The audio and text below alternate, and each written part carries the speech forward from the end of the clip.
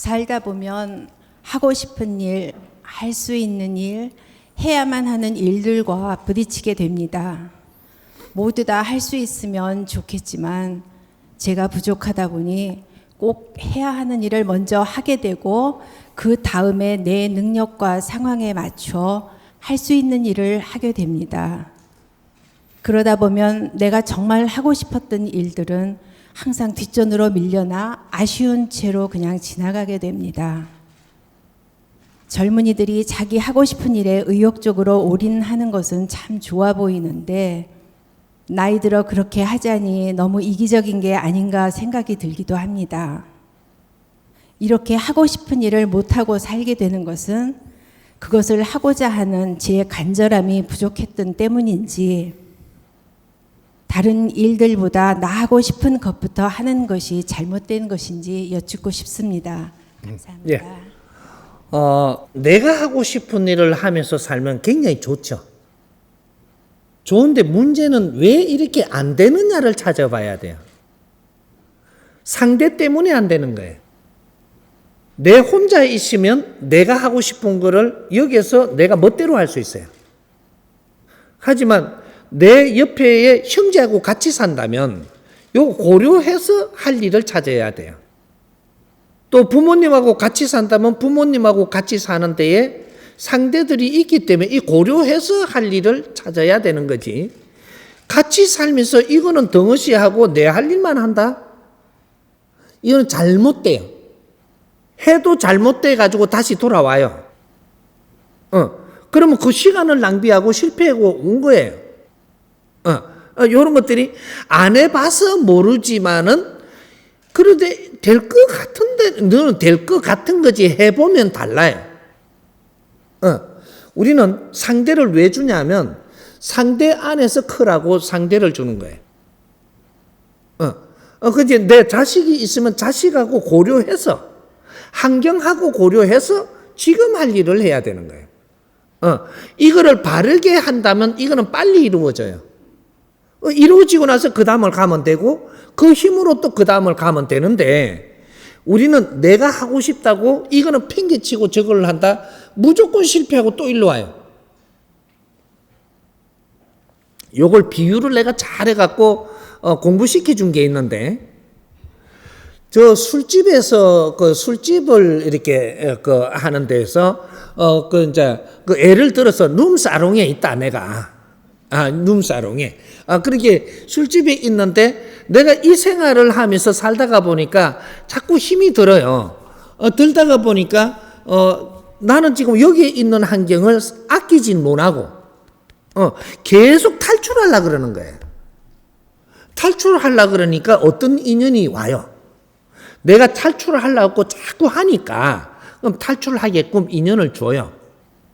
주는데 어떤 사람을 주냐? 어떤 사장을 인연을 줘요. 그래갖고 사장이 요렇게 해주려고 하는 내 조건이 맞으니까 인자 탈출을 한다고 그냥 싹 여기에서 이제 떠나요. 이제 그 사장님 따라서. 이렇게 술집에서 이제 내가 이제 빚이 있으면 빚 다 갚아주고 환경이 안 되시면 환경 다 해주고 데리고 가죠. 가면서 어떻게 내 동료들한테 어떻게 하냐면 내가 쓰던 화장품도 다 줘뿌리고 가면 다 좋은 거 사줄 테니까 백도 이렇게 똥이 아니라 갖고 저기 탐내던 거 이거 줘뿌리고 난주 가면 똥 사고 이래 다 해준단 말이야. 좋다고 따라갔죠. 한 7년 있다가 보니까 너 왜 또 아직까지 전에 갔잖아. 왜 여기 와가 있냐 이거예요. 제자리 보내요. 왜? 이어서 공부가 안 끝나서 그래요. 내를 거기에다 놔놨을 때 그 안에서 공부하라고 놔놓은 거지 네가 미워서 그거 안 놔뒀어요. 근데 공부는 안 하고 탈출만 하려고 그러는 거예요. 그럼 질량이 모질해잖아요. 모질하면 어떤 사장님하고 내가 좋은 자리 가면 내 역할을 못해. 그러면 대판 이게 저 홀대를 받죠. 받으면 거기에서 눈물 흘리며 다시 눈물 머금고 내 자리 가서 또 공부해야 돼요. 이게 자연의 법칙입니다. 그러니까 우리가 뇌를 갖추지 않고는 더 좋게 사는 법칙은 없어요. 우리가 하고 싶은 일이 있어도 우리가 해야 될 수 있는 그런 환경이 될 때는 하는데, 환경이 안 되면 이 환경을 만들어 가면서 해야 돼요. 그게 지혜로운 거지. 요 하고 싶은 거라고 글로 가버리고 요거는 묵살을 내버리면 요 다시 와야 돼요. 절대 이루어지지 않습니다. 그러니까 하고 싶은 거를 하더라도 우리가 이 지금 환경을 줬을 때는 그냥 준 게 아니니까 이런 걸 어떻게 소화해 가면서 전부 다 옆에서 거들어 가면서 이걸 할 수 있느냐. 그러면 성공해요. 그러니까 뭐든지 상대성을 보라는 거죠. 내 주위의 사람은 절대 무시할 수 없는 거예요.